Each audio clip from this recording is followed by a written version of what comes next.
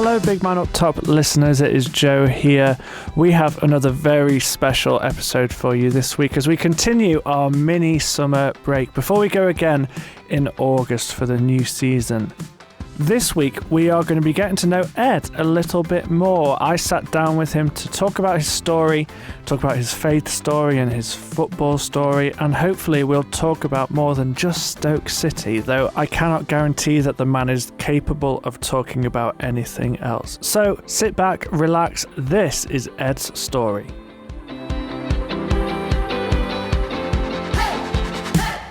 Ed, it's the Big Man Up Top. It is, yes. It's a summer special. It's a summer special. Yeah. It's been raining, probably. Yeah. So we've come indoors. We have, because we've done the rest of it outdoors, have we? Yeah, maybe. I don't know. We're very much in the same studio. We have swapped seats, though, haven't we? Yeah, because... Normally, you are in this seat and I'm in that seat. Yeah, I'm the driver. Yeah, you drive. You bring the snacks. I'm the back seat passenger. But...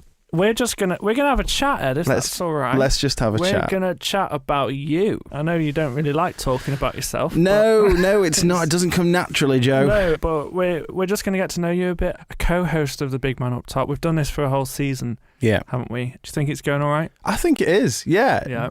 To be honest, I mean, aside from the fact that people seem to really like it and we get lovely feedback and all of that stuff, it's actually just the vibe of what we're creating is exactly what I think we both wanted it to be, which is not light on football. We wanted it to be very football-y and not sort of just pay football lip service, but actually have a show that is interesting, and yet at the same time discuss some of these other things, some of these bigger questions of life, and also have fun at the same time. And that's kind of what we're doing, isn't it? So yeah, I think it's been a great success. Good. I think let's get straight into that then. Why did you want to do this? Football's just one of those things that I think it is so much more than a sport, isn't it? In the sense of like, I don't think that people who are into cricket or into darts, like there's of course the stories and narratives and all that, but there's just something way more about football that sort of, it just sits within you. For so many people who don't have a faith, football is their religion. It's that it colours their whole world.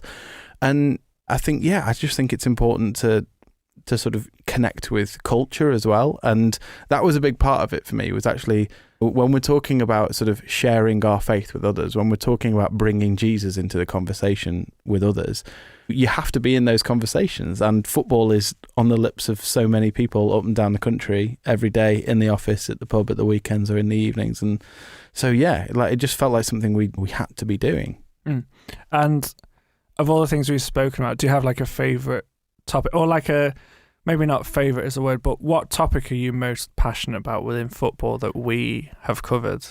I actually think we need to cover it more. I think we've touched on it, but I think the issue of gambling is a really big one. I can't remember what I was watching the other day, but something football-y. It might have even just been Sky Sports News. But I was blown away by the sheer volume of gambling adverts. And I think, I've heard far too many stories of people whose lives have been absolutely ruined by gambling. And I think it's one of those things that we'll look back on in maybe 10, 20 years and go, gosh, how did we let that become such a staple part of our culture? If you've got a football game on, every other advert is here's a free bet, here's this, here's that. And it feels so much more overt than a cigarette ad or an alcohol ad. And we've got laws and issues with those. And it just seems like the world of gambling is so Wild West. And you look at all the teams that are essentially funded from broken people's gambling addictions. And I think it's absolutely shocking. So I would love to cover that more. I think we've touched on it, but that's a topic that is close to my heart. Yeah, we should definitely cover that. Let's take it back then to football. Yes. Ed, you're a Stoke fan. I am. How's that happened? Good question.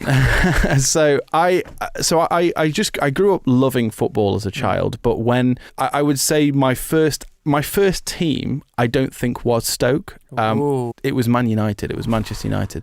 Because when I grew up, it was, as I was getting into football, it was that big Man United team of the mid-90s. It was Keane, Giggs, Scholes, Beckham, all of that. And that was the team that every kid on the playground wanted to be a Man United player. And so as I'm getting into football, that's the first team I can really remember. And my dad's side of the family were, I would say, sort of lightly Man United fans. A few more fanatical than others, but generally speaking, football wasn't a big part of that side of my family. And so the games I watched, I was interested in Man United. It was around the time I'm getting to late primary school that I'm starting to get pressure from the other side of my family that the team I should be supporting is Stoke City. So my mother supports Stoke City, my uncle, all my cousins. And the key thing is that my grandfather used to play for Stoke City. And I kind of feel like you sort of have to at that point. Sure. Do you know what I mean? So when I got to the age where I realised, oh, actually football is more than just watching the great goals and the great teams. It's about being connected to a team. That I realised the team I wanted to be connected to was Stoke City. And I do remember the specific moment as well. Yeah, go on, tell us about that. It was, so when Stoke were at their worst, and I'm going to struggle to remember the year, but we were in the third tier and got to the playoffs a few years running and just kept having these awful moments where we got knocked out in the playoffs, and it felt like every year you could say, oh, we'll get to the playoffs and then we'll lose again. We'll lose in the playoffs. It was always the way. And I remember there was one year, I want to say this was maybe the third year this happened or the second year this happened, but we took a commanding lead into a second leg and we had 2 players sent off in the second leg and it went wrong and we lost again. And I remember listening to this game on the radio because it wasn't on the telly. I listened to the game in the radio in my kitchen and I was sitting in a laundry basket. Don't ask me why. Oh, you still do that, don't you? Yeah, exactly. I was sitting in a laundry basket. I think it was because we were having our kitchen done, so we had a concrete floor. It was more comfortable to sit in a laundry basket. And I just remember just this feeling of, I can't believe Stoke have lost again. I was crying. I was in late primary school, maybe early high school, something like that, and I was just sobbing. And my mum was like, oh, it's fine, there's always next year, get over it. And I turned to her and I said, is this what supporting Stoke is like? And she just went, yes, absolutely, get a grip. And I just went, oh, okay. Like, if this is what it's like every year, I'm in. You're in. Yeah. And that Do you think that was because of you had like that family connection of, actually, this means a lot more to me to feel connected to my family through supporting Stoke than maybe it is to support a team that have been successful throughout my childhood? Maybe. I don't think you get to choose, really. Like, I think people who say like that they chose a football team to support, I don't think they really support them. I think you just, a team is thrust upon you, whether it's through family or through whatever it is. There's just all of a sudden, it's kind of like falling in love. You can't really pick that. It just sort of happens. It's special, Ed. Yeah. No, it is. Yeah. Now, Yeah. Obviously, a big part of it was the fact that my grandfather used to play for them. Yeah, do you want to talk about that a little bit? Yeah, so my grandfather was the England goalkeeper, Gordon Banks. Quite a big dog. Quite a big name. And so, yeah, he played for Chesterfield, he played for Leicester City, and he played for Stoke and England, obviously. But the club he had the most affinity for was for Stoke City. I think they sort of took him in when he felt like others were casting him aside. He was sold by Leicester City the year he won the World Cup. So immediately after winning the World Cup, he was sold by Leicester City, and I think he felt a bit betrayed. And Stoke very much said, we will have you here. He was at the top of his game, but felt like he was being taken in. Yeah. And he loved the area. That's where he raised his kids. So my mum and uncle and aunt, they were all raised in Stoke, and people were just lovely. They were kind, they were friendly. And so, yeah, he chose to sort of live out his days in Stoke-on-Trent, and he just became very, very connected to the people and the city. And you can't run away from that. Do you know what I mean? No, he's such a legend. I bet he had some like great stories as well. So many. Are there any stories that kind of stick out to you that you'd want to share? I always remember the story he told about the time when he was playing for England, and he was essentially the greatest goalkeeper in the world at this time. He was pretty much the first name on the England team sheet, and he'd played a few games.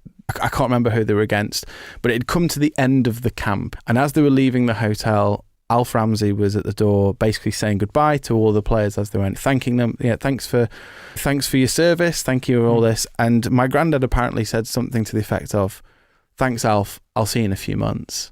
And Alf stopped and like grabbed his hand. They were shaking hands. He grabbed his hand and he was like, what do you mean? And he was that thing of like, he'd presumed he was going to get picked again. Yeah. And which is not England's greatest it's ever not an unreasonable assumption to make. But I remember like that really stuck with him, and he was like, oh, I've got to go and be really good for my club team. I've got to go and earn this place every time. And so yeah, I thought that was a really interesting story.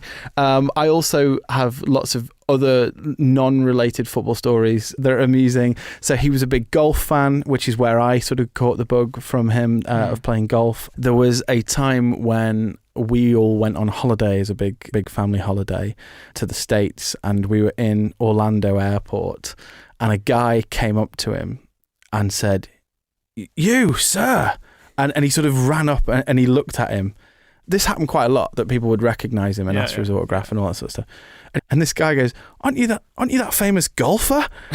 And he just turns and he just goes, "Yes, I am, sir. What would you like me to sign?" And he signs this autograph for this guy. I have no idea who he thought he was. Yeah. I want to say maybe Sevi Ballesteros. He sort of looked a bit like him. But he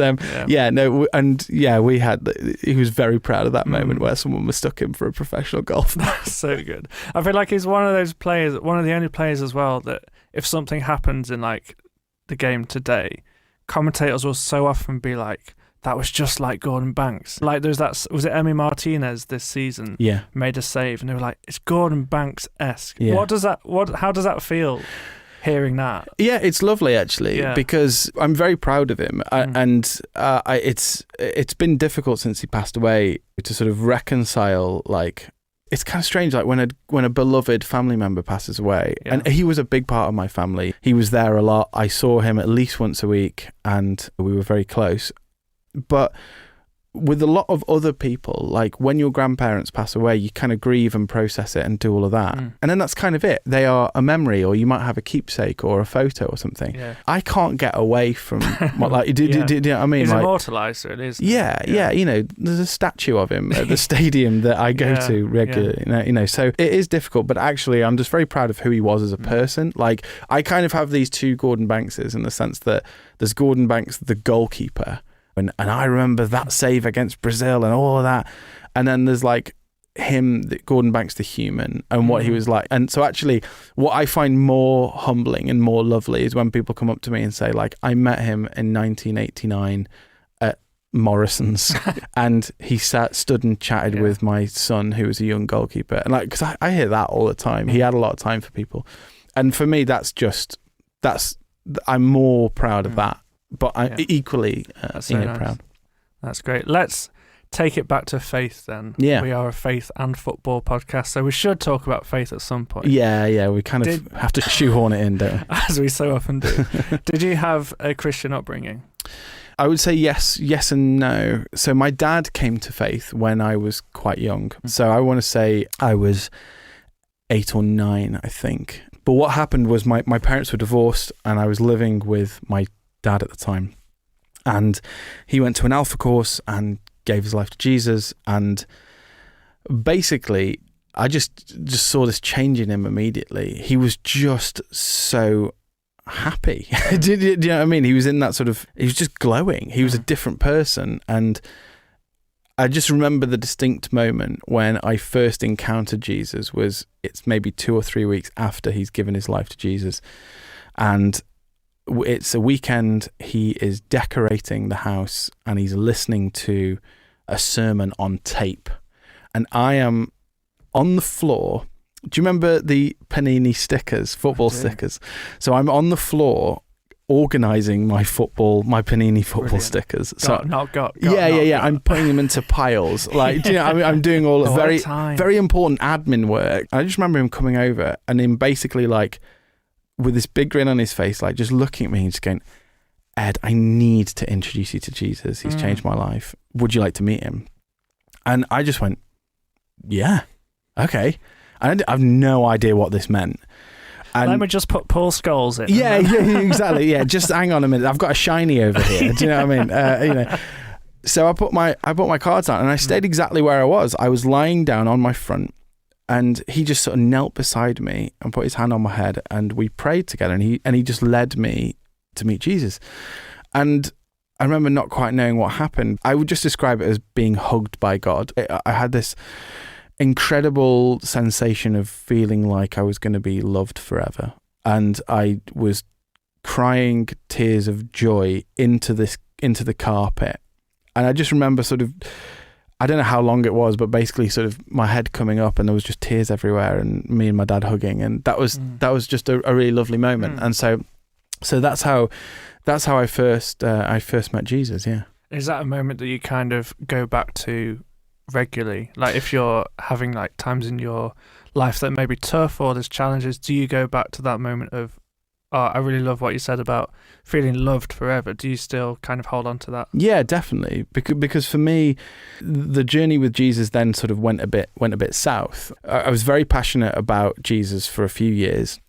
And then I ended up sort of moving away as a child from my dad, and I went to live with my mother, and I felt like God had sort of left me behind a bit.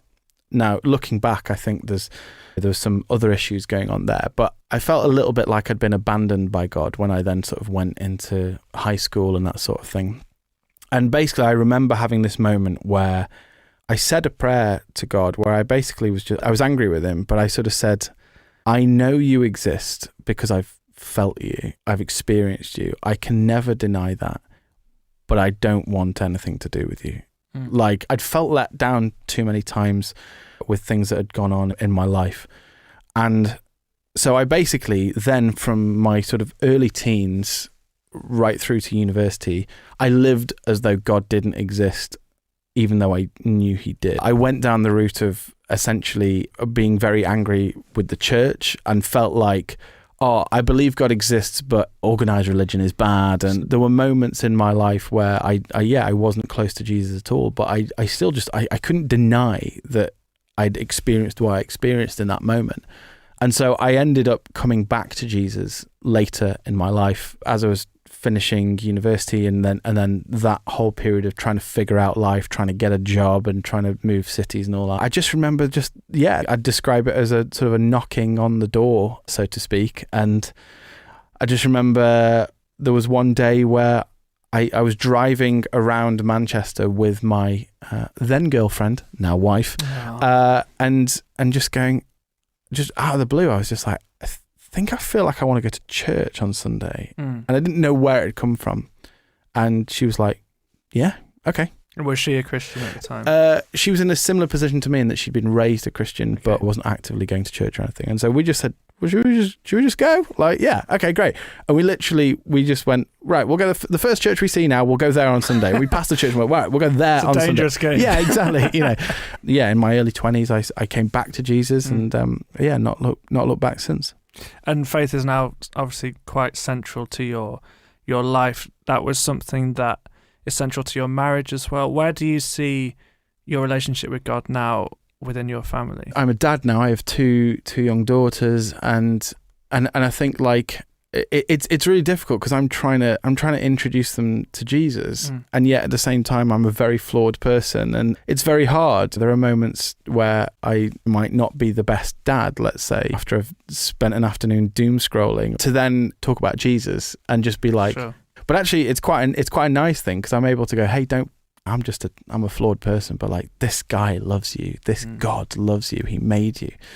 But yeah, so I'm navigating that journey that every parent will know of just, how do I bring Jesus into my kids' lives? I'm seeing, because I'm still a work in progress, I'm still going on this walk with him, and I feel like as I'm growing up, as I'm getting older, because I'm a little older than you, Joe. Just a little bit, is that actually Jesus is making faith more and more simple every day. And I just keep coming back to this thing of just each day I try to follow Jesus as best I can. I try to spend as much time with him as I can.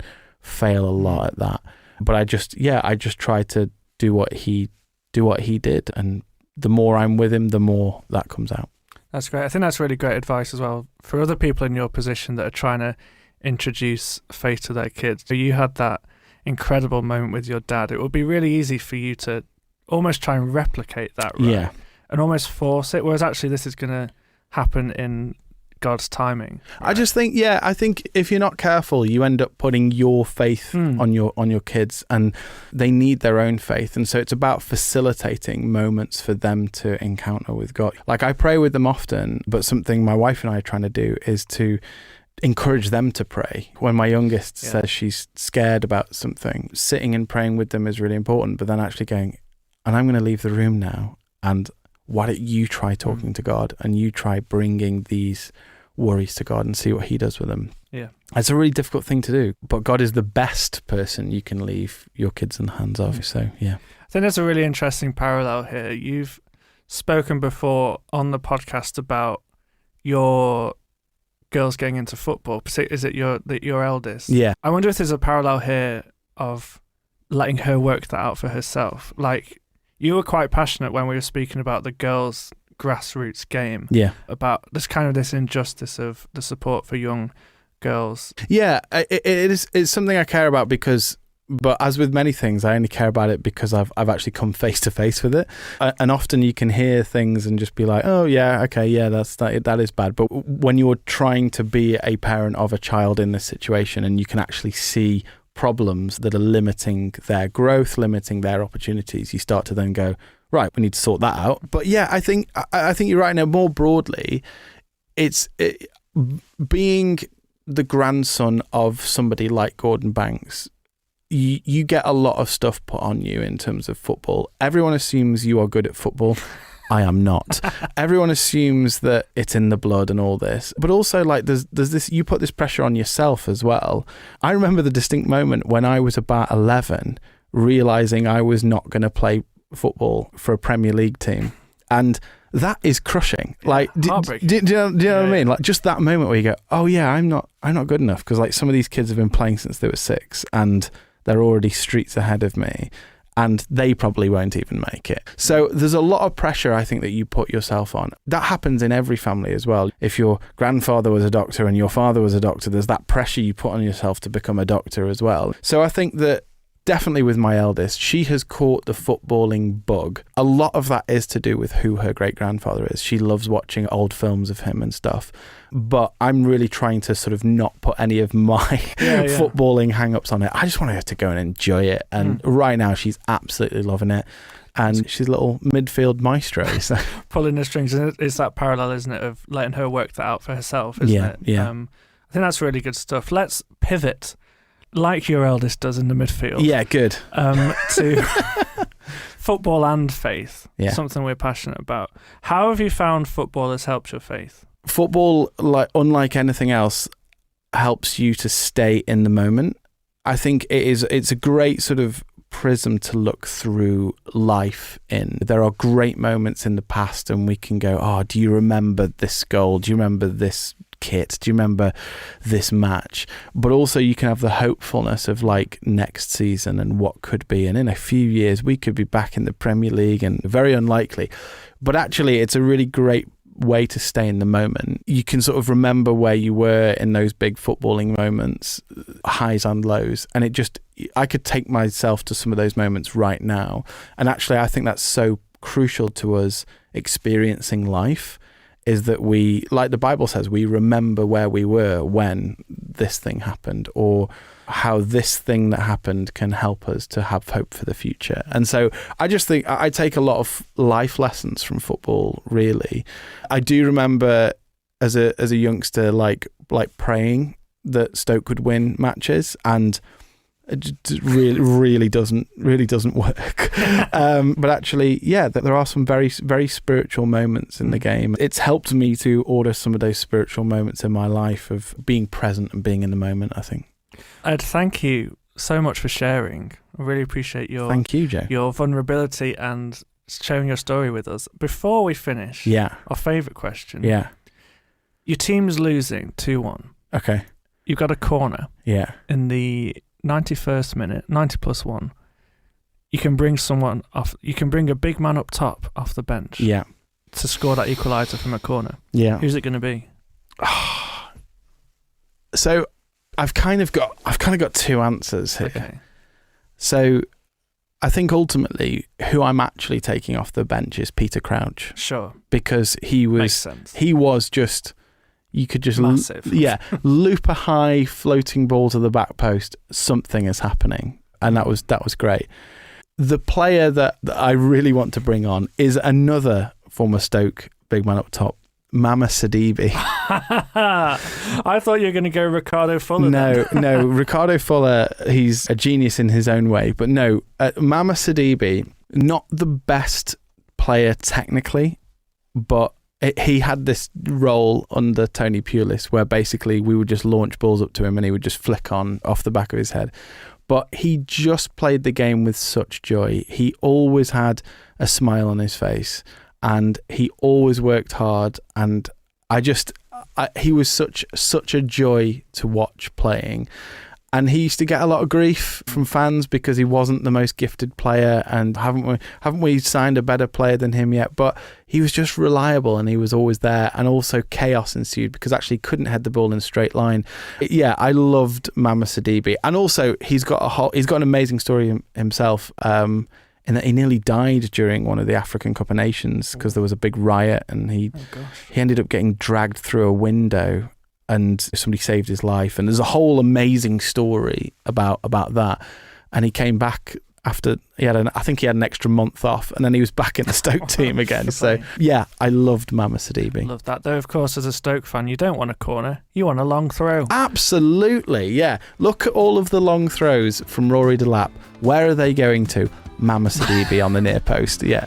Well, what a way to end. Thanks, Ed. Thank you, Joe. And see you soon. See you soon.